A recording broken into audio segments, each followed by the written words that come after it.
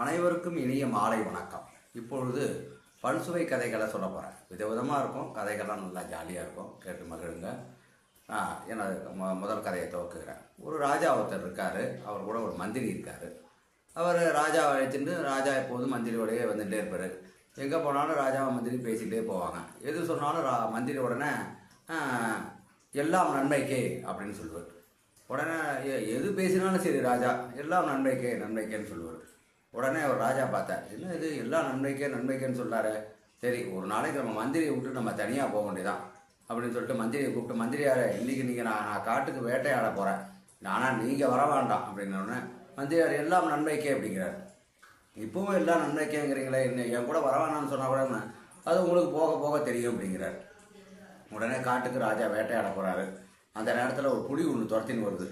இவர் என்ன பண்ணுறதுன்னு தெரியாமல் மரத்து மேலே ஏறி ஒழிஞ்சிக்கிறார், தப்பிச்சிடலான்னு சொல்லிட்டு. அது நாலா பக்கமும் சுற்றி பார்க்குறது, மரத்துக்குள்ளே ஒழிஞ்சிருந்த ராஜா வெளியிலே வரல. உடனே அவர் அங்கேருந்து தப்பிச்சு நேராக இங்கே வந்து அரண்மனைக்கு வந்து பார்க்குறார் மந்திரியாரே நல்ல வேலை நீங்கள் வரல. இன்றைக்கி பாருங்கள், நான் காட்டுக்கு வேட்டையாட போனேன், ஒரு புலி ஒன்று என்னை துரத்தின்னு ஓடி வந்துருச்சு. அந்த புலிக்கு பயந்துன்னு நான் மரத்து மேலே ஏறி ஒழிஞ்சுட்டேன். அது நாலா பக்கமும் சுற்றி பார்த்துட்டு போயிடுச்சு அப்படின்னா. அதான் நான் கிளம்பும்போதே சொன்னேனே ராஜா எல்லாம் நன்மைக்கேன்னு. அது நாலா பக்கமும் சுற்றி பார்த்தது.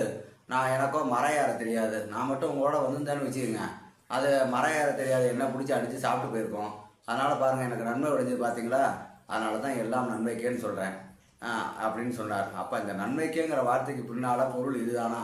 இத்தனை நாளாக நான் புரியாமல் உங்கள் பேரில் கோவப்பட்டேன், அதனால் இனிமேல் கோவப்படலை, நல்லபடியாக ராஜா நீங்கள் சொல்கிறபடியே மந்திரியார் சொல்லபடியே நடந்துக்கிறேன் அப்படின்னு சொல்கிறார். அதோட எல்லோரும் சுமூகமாக நாட்டை ஆண்டு நல்லபடியாக வாழறாங்க. அதனால் எல்லாருமே எது நடந்தாலும் எல்லாம் நன்மைக்கே சொல்லிடுவாங்க.